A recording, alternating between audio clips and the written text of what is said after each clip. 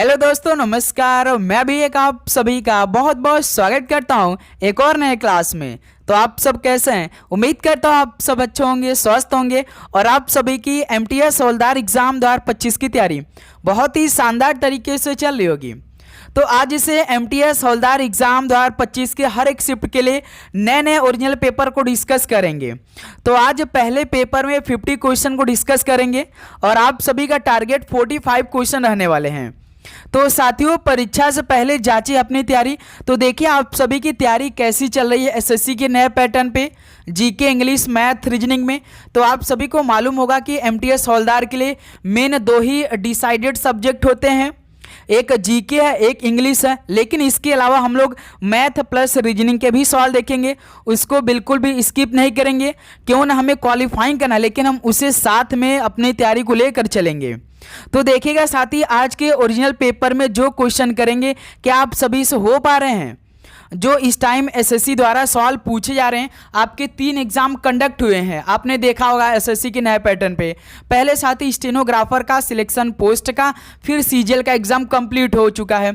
जो नया पैटर्न में बदलाव हुआ वो केवल जीके में बदलाव हुआ है। इंग्लिश, मैथ, रीजनिंग के तो सेम क्वेश्चन पूछे जा रहे हैं, लेकिन रीजनिंग में भी कुछ बदलाव दिख रहा है, तो इसको भी हम लोग कवर करने का प्रयास करेंगे। ओके साथी, तो देखिए आप सभी का तैयारी कैसी चल रही है, लास्ट में अपना स्कोर जरूर करिएगा। ठीक है साथी, तो आपका स्कोर कम से कम इनमें 45 में से भाई 35 तो ठीक होना चाहिए, इतना जरूर तैयार करिएगा। ओके, तो आपके हर एक शिफ्टों में ऐसे ही सवाल देखने को मिलेगा, पैटर्न तो आपको पूरा ऐसा ही मिलेगा। ओके दोस्त, चलिए तो बिना टाइम वेस्ट करते हुए इस क्लास को स्टार्ट करते हैं। एक क्लास सुबह 8 बजे आएगी, एक दोपहर 12:30 पे और एक शाम 6:30 पर। ये डेली क्लास की टाइमिंग रहेगी हर रोज की। चलिए भाई, तो आज का पहला प्रश्न हल करते हैं। एस जयशंकर राज्यसभा में किस भारतीय राज्य का प्रतिनिधित्व करते हैं? बताइए, एस जयशंकर राज्यसभा में किस भारतीय राज्य का प्रतिनिधित्व करते हैं? आप सभी को मालूम होगा कि एस जयशंकर कौन है, बताइएगा। तो इस टाइम साथी वर्तमान विदेश मंत्री हैं। तो बताइए राज्यसभा में किस भारतीय राज्य का प्रतिनिधित्व करते हैं? तो गुजरात का करते हैं, यानी पहले का बी ऑप्शन बिल्कुल राइट आंसर हो जाएंगे। नेक्स्ट अगला सवाल कॉल करिएगा, क्वेश्चन नंबर 2 को। कौन सा अधिनियम दंड प्रक्रिया संहिता 1973 का स्थान लेता है? बताइए, कौन सा अधिनियम दंड प्रक्रिया संहिता 1973 का स्थान लेता है? तो याद रखिएगा, भारतीय नागरिक सुरक्षा अधिनियम लेता है। तो ए ऑप्शन बिल्कुल आपका राइट आंसर बनेगा। चलिए अगला सवाल कॉल करिए, तो क्वेश्चन नंबर 3 को। कबड्डी के सर्वप्रथम ज्ञात नियम किस भारतीय राज्य में बनाए गए थे? बताइए, कबड्डी के सर्वप्रथम ज्ञात नियम किस भारतीय राज्य में बनाए गए थे? तो याद रखिएगा, महाराष्ट्र में बनाए गए थे सबसे पहले नियम को। डी ऑप्शन बिल्कुल राइट आंसर हो जाएंगे। चलिए दोस्त, अगला सवाल कॉल करिए, क्वेश्चन नंबर 4 को।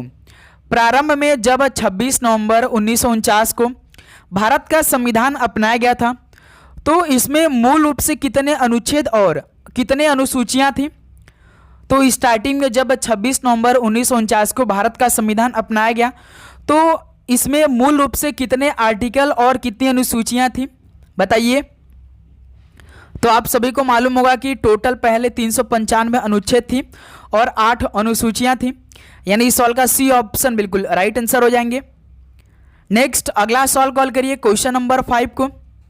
विधानमंडल के सदस्यों द्वारा शपथ या प्रतिज्ञान का प्रावधान भारतीय संविधान के किस अनुसूची में उल्लिखित है? बताइए, विधानमंडल के सदस्यों द्वारा शपथ या प्रतिज्ञान का प्रावधान भारतीय संविधान के किस अनुसूची में उल्लिखित है? तो याद रखिएगा, ये अनुसूची 3 में है। डी ऑप्शन बिल्कुल राइट आंसर हो जाएंगे। नेक्स्ट अगला सवाल कॉल करिएगा, क्वेश्चन नंबर 6 को। पिट्स इंडिया एक्ट निम्नलिखित में से किस वर्ष पारित किया गया था? बताइए दोस्त, पिट्स इंडिया एक्ट किस वर्ष पारित किया गया था? तो सर जी 1784 में किया गया था। सी आपका बिल्कुल राइट आंसर हो जाएंगे। तो साथी, आपके एग्जाम तक जितने भी हम क्वेश्चन करा देंगे, क्यों ना साथी हम केवल क्वेश्चन आंसर करा रहे बस, लेकिन आपको तैयार करना है। आप सभी से रिक्वेस्ट रहेगा मेरे दोस्त, डेली 3 क्लास लेंगे, सारे क्वेश्चन तैयार करना है। बस आपको यही सब क्वेश्चन ही तैयार करना है एमटीएस हवलदार के लिए। तो आप सभी से रिक्वेस्ट रहेगा कि सारे क्वेश्चन हम जरूर से जरूर तैयार करेंगे। यदि आपका भी टारगेट एमटीएस हवलदार एग्जाम 2025 होने वाला है तो। ओके, केरल का सबसे महत्वपूर्ण और व्यापक रूप से मनाया जाने वाला त्यौहार कौन सा है? बताइए, केरल का सबसे महत्वपूर्ण और व्यापक रूप से मनाया जाने वाला त्यौहार कौन सा है? तो भाई ओणम है। बी ऑप्शन बिल्कुल राइट आंसर हो जाएंगे। चलिए अगला सवाल कॉल करिएगा, क्वेश्चन नंबर 8 को। भारत की वर्ष 2011 की जनगणना के अनुसार निम्नलिखित में से किस राज्य का लिंगानुपात सबसे अधिक है? बताइए साथी, भारत की वर्ष 2011 की जनगणना के अनुसार किस राज्य का लिंगानुपात सबसे अधिक है? तो भाई याद रखिए आंध्र प्रदेश है। ऑप्शन के अकॉर्डिंग चलेंगे तो आंध्र प्रदेश बिल्कुल राइट आंसर हो जाएंगे। अगला सवाल कॉल करिएगा, क्वेश्चन नंबर 9 को। वह व्यापार रणनीति कौन सी है जिसे भारत ने पहले प्रथम पंचवर्षीय योजनाओं में अपनाया गया था? बताइए, वह व्यापार रणनीति कौन सी जिसे भारत ने प्रथम पंचवर्षीय योजना में अपनाया था? पहली पंचवर्षीय योजना का टाइम पीरियड तो आपको मालूम होगा 1951 में स्टार्ट हुआ था, 56 में समाप्त हुआ था। तो इन रणनीति में जिसे भारत ने पहले पंचवर्षीय योजना में अपनाया था वो कौन सा रणनीति है भाई? तो याद रखिए अकेंद्रित व्यापार रणनीति है। बी ऑप्शन यहाँ से बिल्कुल परफेक्ट आंसर हो जाएंगे। नेक्स्ट अगला सवाल कॉल करिए, क्वेश्चन नंबर 10 को। रबर भारत के निम्नलिखित में से किस राज्य की प्रमुख खेती नहीं है? बताइए, रबर भारत के किस राज्य की प्रमुख खेती नहीं है? जैसे केरल की तो है, मेघालय की भी है, तमिलनाडु की है, लेकिन पंजाब की है नहीं। तो डी ऑप्शन बिल्कुल राइट आंसर हो जाएंगे। याद रखेंगे आप लोग, डी ऑप्शन यहाँ से क्या बनेगा? बिल्कुल परफेक्ट आंसर हो जाएंगे। चलिए अगला सवाल कॉल करिएगा 11 नंबर को। किस अधिनियम के अंतर्गत कार्यकारी परिषद के व्यक्तिगत सदस्यों का अपना पोर्टफोलियो था? बताइए, किस अधिनियम के अंतर्गत कार्यकारी परिषद के व्यक्तिगत सदस्यों का अपना पोर्टफोलियो था? तो भाई याद रखिए भारतीय परिषद अधिनियम 1861 का, जो कि ये अपना पोर्टफोलियो था। डी ऑप्शन बिल्कुल राइट आंसर हो जाएंगे। चलिए दोस्त अगला सवाल कॉल करिएगा, क्वेश्चन नंबर 12 को। The house of blue mangoes पुस्तक लेखक निम्नलिखित में से कौन है? बताइए दोस्त, the house of blue mangoes पुस्तक लेखक कौन है? तो भाई याद रखिएगा डेविड डेविडर हैं। नाम भी गजब है, डेविड डेविडर। ऑप्शन ए बिल्कुल राइट आंसर हो जाएंगे। चलिए दोस्त अगला सवाल कॉल करिए, क्वेश्चन नंबर 13 को। सिंधी समुदाय के भगवान झूलेलाल की जयंती को किस अन्य नाम से भी जाना जाता है? बताइए, सिंधी समुदाय के भगवान झूलेलाल की जयंती को किस अन्य नाम से भी और जाना जाता है? तो सर जी चेटी चंद के नाम से जाना जाता है। डी ऑप्शन बिल्कुल परफेक्ट आंसर हो जाएंगे। अगला सवाल कॉल करिएगा 14 नंबर को। चोलों पर विजय प्राप्त करने वाले राष्ट्रकूट राजा कौन था? बताइए, चोलों पर विजय प्राप्त करने वाला राष्ट्रकूट राजा कौन था? तो भाई याद रखिए कृष्ण तृतीय थे। ऑप्शन सी बिल्कुल राइट आंसर हो जाएंगे। अगला सवाल कॉल करिए, क्वेश्चन नंबर 15 को। तंजौर बाला सरस्वती निम्नलिखित में से किस नृत्य शैली की एक नर्तकी थी? बताइए, तंजौर बाला सरस्वती ये किस नृत्य शैली की एक नर्तकी थी? तो दोस्त याद रखिए भरतनाट्यम की। बी ऑप्शन बिल्कुल राइट आंसर हो जाएंगे। चलिए अगला सवाल कॉल करिएगा, क्वेश्चन नंबर 16 को। आत्मनिर्भर भारत रोजगार योजना किस संगठन के माध्यम से लागू की गई थी? बताइए, आत्मनिर्भर भारत रोजगार योजना किस संगठन के माध्यम से लागू की गई थी? तो सर जी कर्मचारी भविष्य निधि संगठन के द्वारा यह लागू की गई थी। डी ऑप्शन बिल्कुल परफेक्ट आंसर हो जाएंगे। चलिए अगला सवाल कॉल करिएगा 17 नंबर को।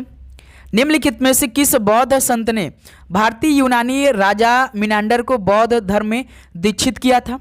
बताइए दोस्त, किस बौद्ध संत ने भारतीय यूनानी राजा मिनांडर को बौद्ध धर्म में दीक्षित किया था? तो भाई याद रखेंगे नागसेन ने किया था। ऑप्शन है बिल्कुल परफेक्ट आंसर हो जाएंगे। अगला सवाल कॉल करिएगा क्वेश्चन नंबर 18 को। भारत ने दूसरी बार एशियाई खेलों की मेजबानी किस वर्ष में की थी? भारत ने दूसरी बार एशियाई खेलों की मेजबानी किस वर्ष में की थी? तो याद रखिएगा 1982 में की थी। ऑप्शन से बिल्कुल राइट आंसर हो जाएंगे।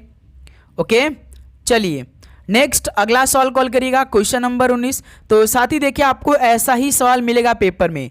चलिए क्वेश्चन नंबर 19 का राइट आंसर बताइए। अनुच्छेद 19 द्वारा गारंटीकृत 6 अधिकारों को निम्नलिखित के आधार पर निलंबित किया जा सकता है। चलिए साथी, अनुच्छेद 19 द्वारा गारंटीकृत 6 अधिकारों को निम्नलिखित के आधार पर निलंबित किया जा सकता है। यानी साथी युद्ध को क्या निलंबित किया जा सकता है, बाह्य आक्रमण को, या सशस्त्र विद्रोह को, या आंतरिक गड़बड़ी को। चलिए साथी इस सवाल का राइट आंसर बताइए, क्या बनेगा? बिल्कुल राइट आंसर। तो बता सकते हैं कि अनुच्छेद 19 द्वारा गारंटीकृत 6 अधिकारों को ये किसके आधार पर निलंबित किया जा सकता है, बताइए साथी।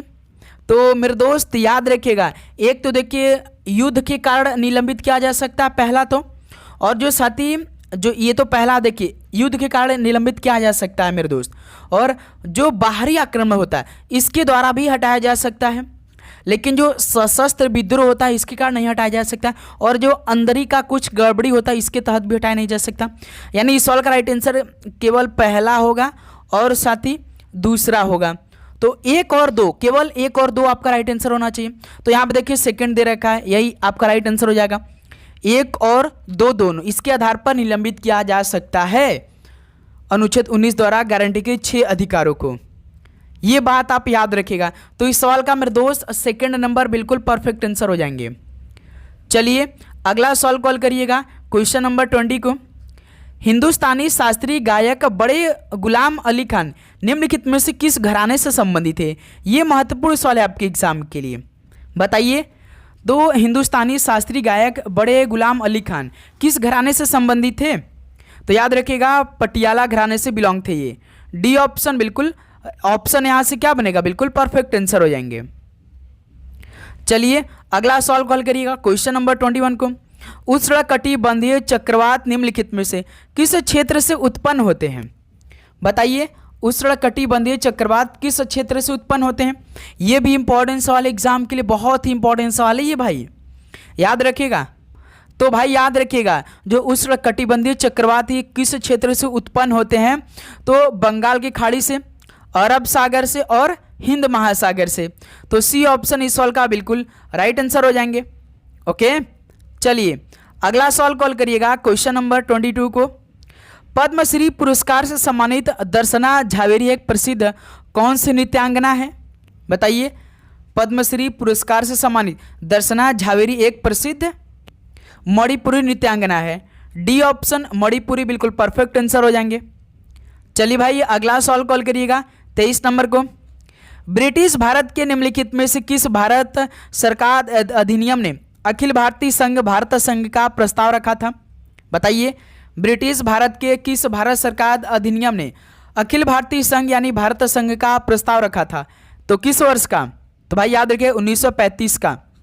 ऑप्शन सी बिल्कुल परफेक्ट आंसर हो जाएंगे। नेक्स्ट अगला सवाल कॉल करिएगा, क्वेश्चन नंबर 24 को।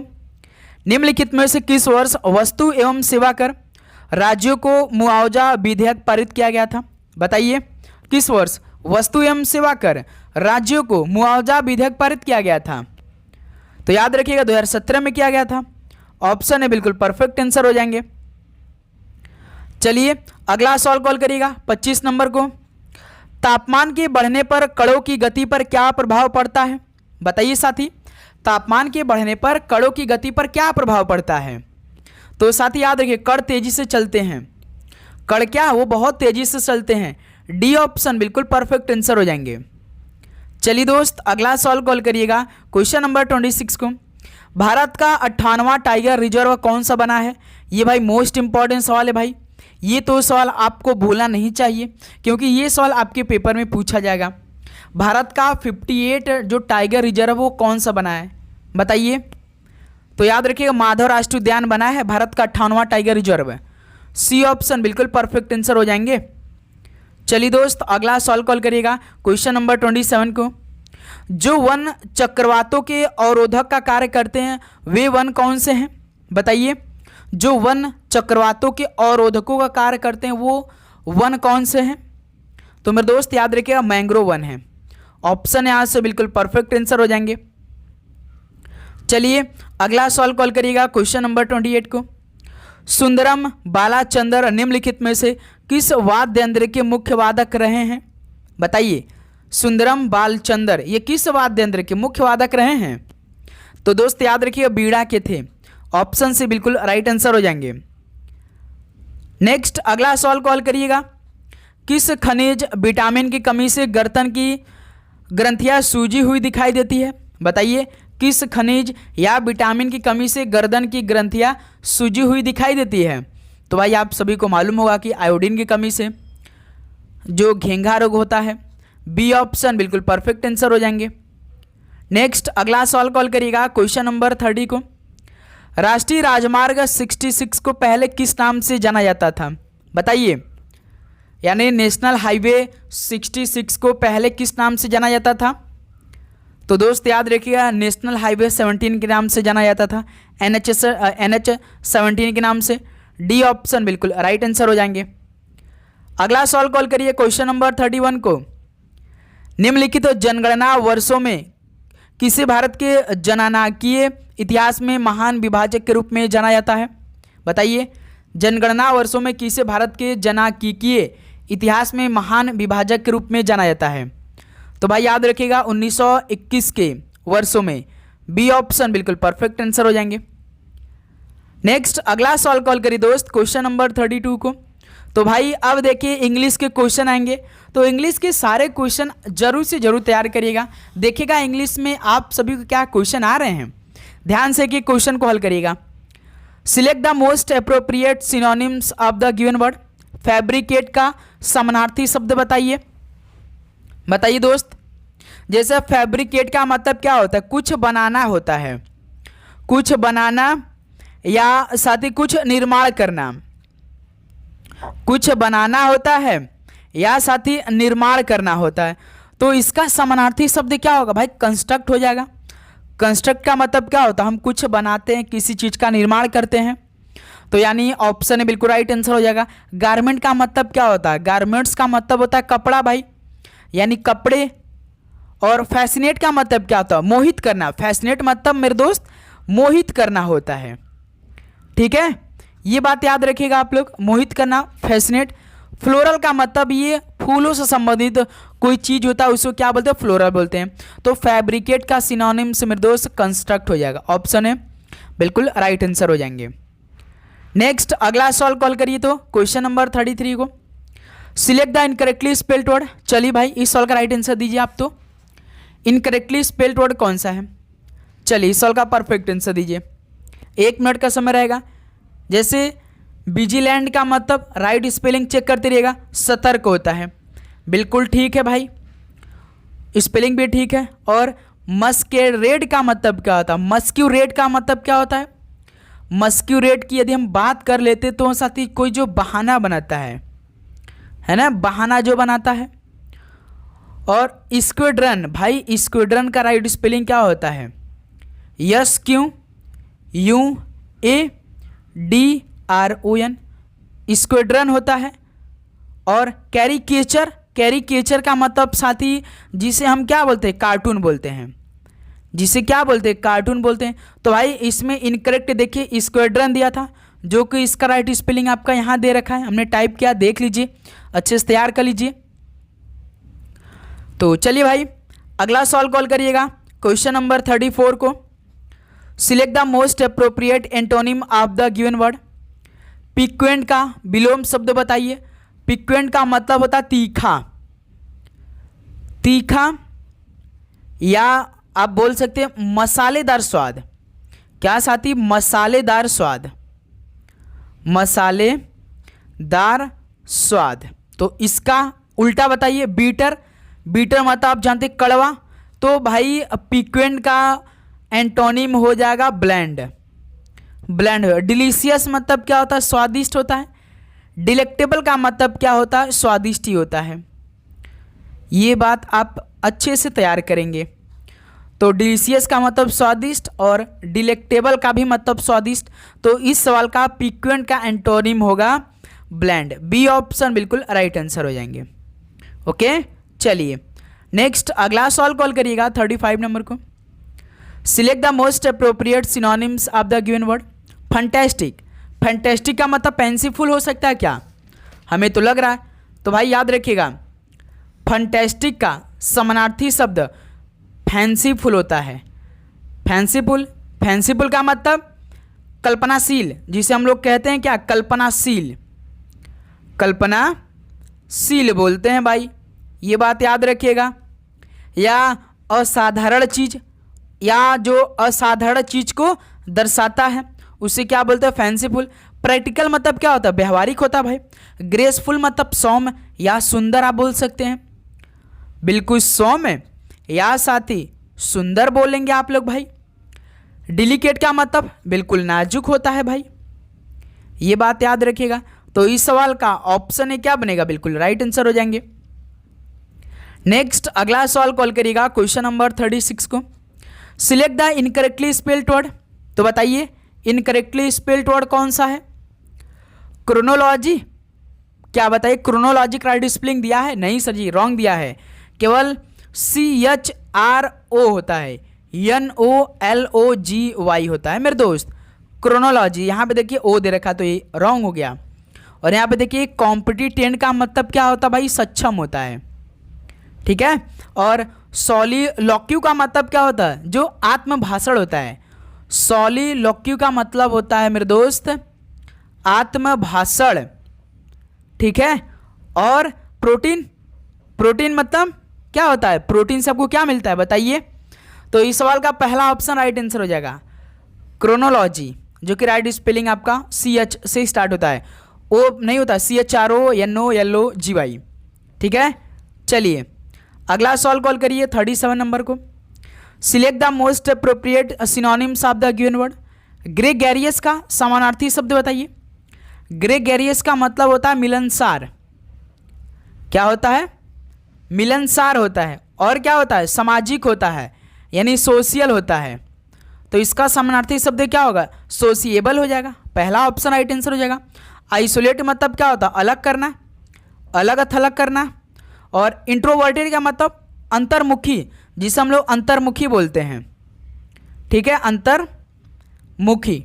और रिजर्व मतलब क्या होता है? संकोची हम जिसे बोलते हैं। तो इस सवाल का ऑप्शन है बिल्कुल परफेक्ट आंसर हो जाएंगे। चलिए भाई अगला सवाल कॉल करिएगा क्वेश्चन नंबर 38 को। Select the most appropriate adjective to fill in the blank. चलिए मेरे दोस्त इस सवाल का राइट आंसर एडजेक्टिव का फिल इन द ब्लैंक्स करिए। देखिए, after coming from a long journey he said it feel so to be home.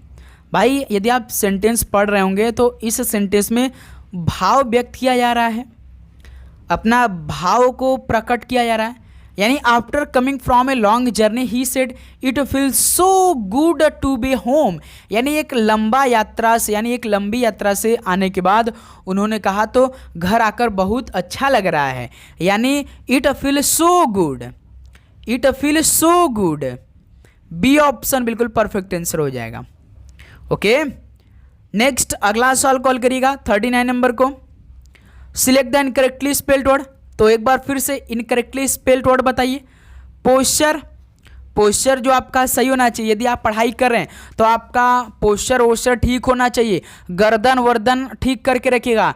भाई आपको कुछ भी हो सकता है, नस दब सकती है, उसी को डॉक्टर क्या बोलते हैं? पोस्चर अपना सही करिए। यदि आप लगातार कुर्सियों पर बैठकर पढ़ रहे हैं तो उसके बाद तुरंत साथ ही 10-15 मिनट के बाद टहल लीजिए। यदि आपको आधे घंटे में ही टहलने का मन करा तो टहल लीजिए। लगातार 1 घंटे तक या आधे घंटे तक आप नहीं बैठेंगे, 5 मिनट के लिए बैठ लीजिए, अपना सर इधर उधर घुमा लीजिए, थोड़ा सा हाथ पांव मार लीजिए, जिससे आपका पोस्चर ठीक रहे। ओके, तो उसका राइट स्पेलिंग क्या होता है? जो आप करते हैं पोस्ट, उसके बाद UR लगाते हैं, पोस्चर बन जाता है। गेस्चर मतलब इशारा होता है, राइट स्पेलिंग दिया। कल्चर, संस्कृति भी बिल्कुल ठीक दिया, लेक्चर भी बिल्कुल ठीक दिया, यानी व्याख्या। तो इस सवाल का पहला ऑप्शन आपका बिल्कुल परफेक्ट आंसर हो जाएगा। पोस्चर इनकरेक्ट दिया, जो कि राइट स्पेलिंग POSTURE होता है। अगला सवाल कॉल करिएगा क्वेश्चन नंबर 40 को। क्या दे रखा है सवाल? Select the most appropriate meaning of the underline idiom in the given sentence. चलिए, प्रेस्ड इनटू सर्विस, आपको बस इतने का ही मुहावरा बताना है। प्रेस्ड इनटू सर्विस का मतलब जैसे किसी चीज को जरूरत पड़ने पर विशेष कार्य के लिए इस्तेमाल करना। जैसे आपको किसी चीज का जरूरत पड़ गया तो आप उसको विशेष कार्य के लिए इस्तेमाल कर रहे हैं, तो इसका राइट स्पेलिंग क्या होगा?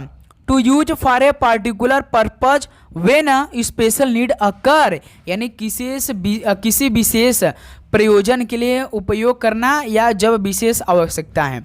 तो इस सवाल का सी ऑप्शन बिल्कुल परफेक्ट आंसर हो जाएंगे। ओके, चलिए अगला सवाल कॉल करिए दोस्त, क्वेश्चन नंबर 41 को। यहाँ पे मैथ के सवाल है। एक दुकानदार एक वस्तु के मूल्य में पहले 8% और फिर 5% की वृद्धि करता है, तो कुल प्रतिशत वृद्धि कितनी है? जब साथी 2% देता है तो आप कौन सा फॉर्मूला लगाते, या तो रेशियो मेथड लगा दीजिए या फॉर्मूला लगा दीजिए जिसमें वृद्धि हो रही है।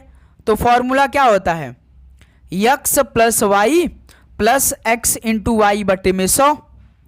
x यहाँ पे 8%, y 5% plus x into y यानी 8 गुणे 5 यानी 40 हो जाएगा, बटे में 100 हो जाएगा। 8 5 13 प्लस 100 का भाग 40 में देंगे तो कितना होगा? 1 0 से 0 कैंसिल, 10 का भाग 40 में 4 में देंगे तो 0.4, यानी साथ ही यहाँ से 0.4 आ जाएगा। 13 प्लस 0.4 क्या होगा, कितना होगा? 13 आपका 4% हो जाएगा, यानी साथ ही डी ऑप्शन राइट आंसर हो जाएगा। बस यही काम करना होता है। यदि रेशियो से आप मेथड करेंगे तो कैसे हल करेंगे? जैसे पहले किसी वस्तु का मूल्य 100 रहा होगा, इसमें 8% बढ़ा दे रहे हैं तो 108 हो जाएगा। फिर साथ ही किसी वस्तु का मूल्य 100 रुपये रहा होगा, फिर उसमें 5% की वृद्धि करें यानी 105 हो जाएगा। तो इसे आप क्रॉस मल्टीप्लाई कर सकते हैं आप लोग। देखिए 5 से काटेंगे तो 20 पंजे 100, और ये 5 से काटेंगे तो 21 पंजे 105।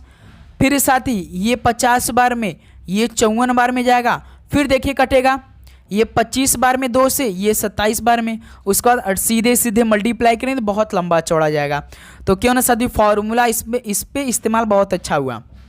x plus y plus x into y बटे में 100, ये फॉर्मूला याद रखिए। ओके, यदि साथी मान के चलिए यहीं पर पहले में 8% बढ़ा रहा है फिर 5% घटा रहा है, तो जो फॉर्मूला हमने लिखा था x plus y plus x into y, तो इसमें आप क्या इस्तेमाल करेंगे? जो बढ़ाएगा इसमें प्लस में डिनोट करेंगे, जो घटाएगा, जैसे मान के चलिए इसमें 5% घटा रहा है तो इसको -5 से डिनोट करेंगे। फिर प्लस 8 की जगह तो 8 ही x की जगह 8 रखेंगे, प्लस फिर जो यहाँ पे मल्टीप्लाई है तो मल्टीप्लाई इस y की जगह -5 रखेंगे मेरे दोस्त, ये बात याद रखें। यानी यहाँ से देखिए 8 प्लस माइनस माइनस, यानी 8 में से 5 को 3 कर देंगे। फिर लेकिन साथ देखिए ये क्या हो जाएगा, इस बार ये प्लस माइनस माइनस हो जाएगा, यानी माइनस रहेगा। 8 पंजे 40 यानी 40 बटे में 10, यानी यही आएगा साथी। इस बार लेकिन 3 में से आपको 0.4 को घटाना पड़ेगा, यानी साथी 2.06 आंसर आएगा। ठीक है, ऐसा हल होगा। यदि माइनस रहता तो यानी घटाएगा तो एक बढ़ाएगा तो प्लस में रखेंगे, एक घटाएगा तो माइनस में रखेंगे। चलिए नेक्स्ट अगला सवाल कॉल करिए दोस्त, क्वेश्चन नंबर 42 को। क्या दे रखा है सवाल? एक आदमी अपनी बाइक से 64 सेकंड में 960 मीटर दूरी की तय करता है, तो किलोमीटर प्रति घंटा में इसकी चाल कितनी है? बताइए। इस सवाल का परफेक्ट आंसर डिस्टेंस बराबर क्या होता है? Speed into time. स्पीड बराबर क्या होगा? डिस्टेंस अपन टाइम। डिस्टेंस 960 मीटर और टाइम 64 सेकेंड। 64 जब आप 960 में भाग देंगे तो 15। स्पीड अभी साथी आपका मीटर प्रति सेकंड है, लेकिन हमें किलोमीटर प्रति घंटा बताना है। क्यों साथी?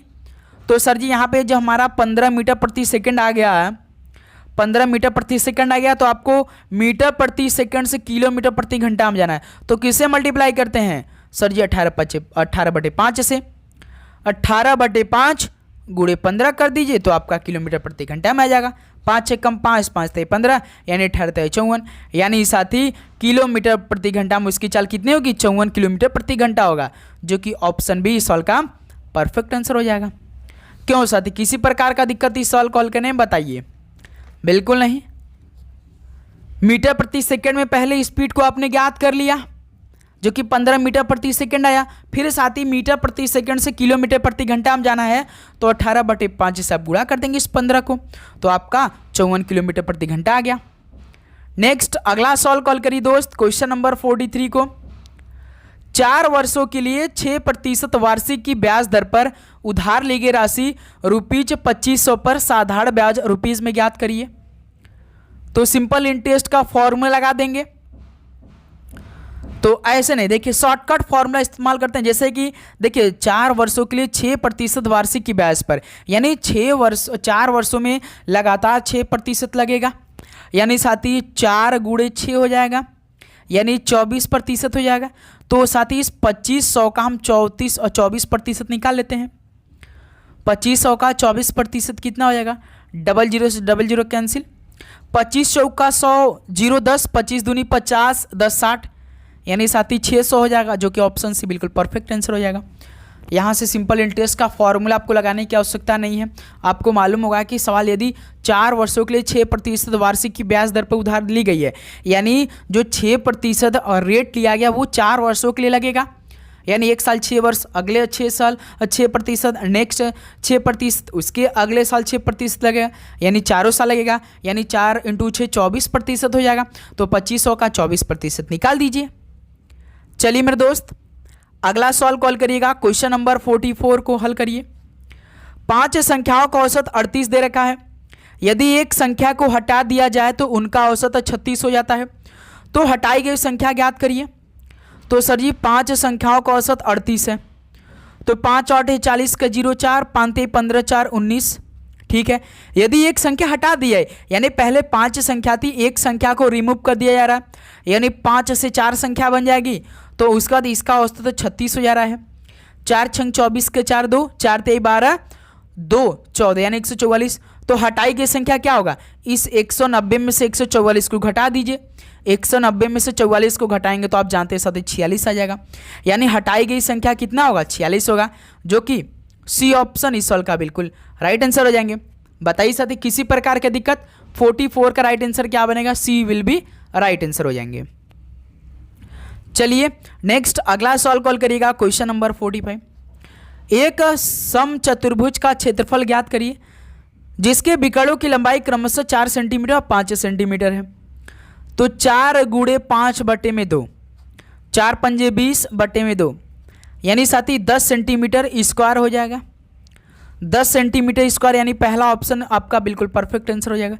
समचतुर्भुज का क्षेत्रफल पूछे और विकर्णों की लंबाई आपको दे दे, तो पहले जो विकर्ण दे उनका मल्टीप्लाई कर उनका आधा कर दीजिए, आपका आंसर निकल के आ जाएगा। चलिए नेक्स्ट अगला सवाल कॉल करिएगा, क्वेश्चन नंबर 46 को। 10 और 30 के बीच की सभी विषम संख्याओं का औसत ज्ञात करिए। बताइए साथी, 10 और 30 के बीच की सभी विषम संख्या वो संख्या जो 2 से नहीं कटती हैं। तो साथी देखिए 10 के बाद विषम संख्या 11, 13, 15, 17, 19, 21, 23, 25, 27, 29, ये 10 से लेकर 30 के बीच में विषम संख्या हो गया। कितनी हुई भाई, 1 2 3 4 5 6 7 8 9 10, यानी टोटल 10 संख्या हो गया।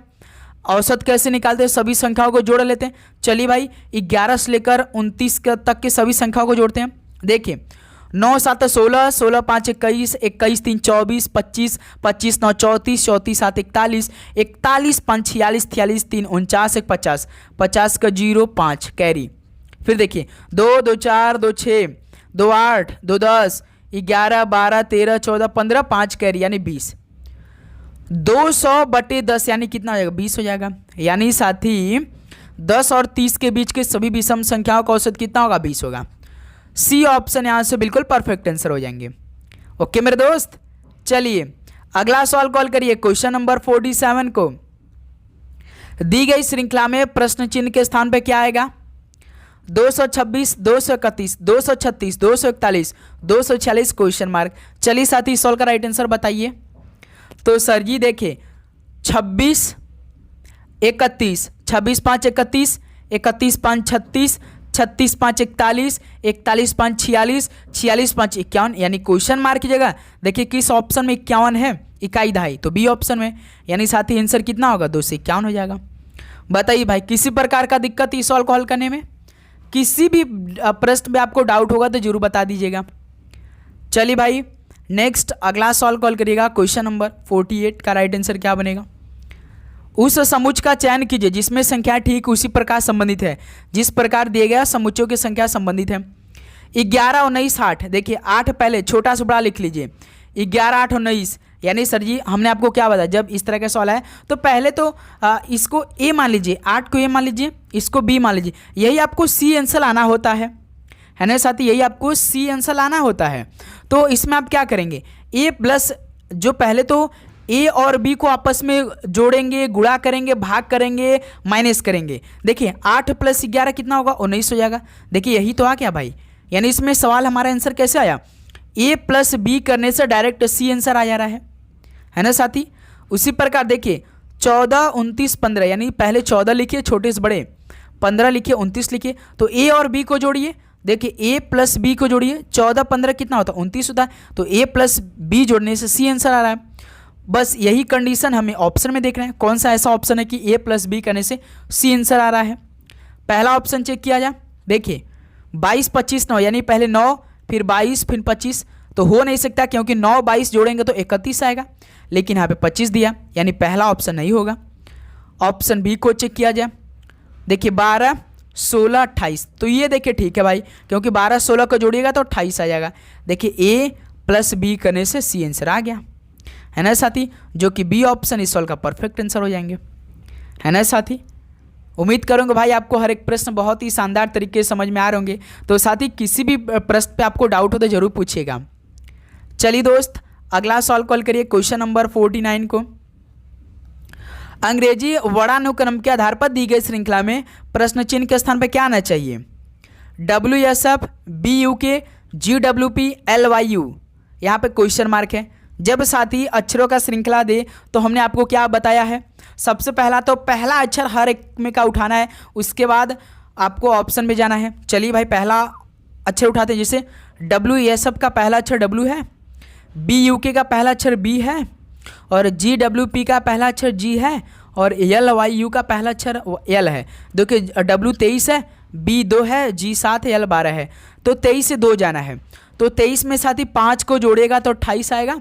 28 पे कौन होता है, बी होता है। आपको मालूम होगा कि ए से लेकर जेड तक 26 होता है।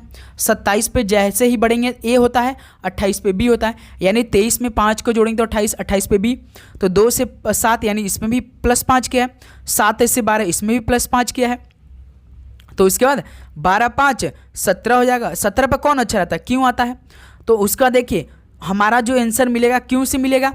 तो उसके बाद तुरंत आप क्यों ऑप्शन पे जाइए, देखिए कौन सा ऐसा ऑप्शन है क्यों से स्टार्ट किया है, जो कि साथ ही सी के वाला ऑप्शन है क्यों से स्टार्ट किया, और कोई ऑप्शन आप देख सकते हैं क्यों से स्टार्ट नहीं किया है, तो यही हमारा बिल्कुल परफेक्ट आंसर हो जाएगा।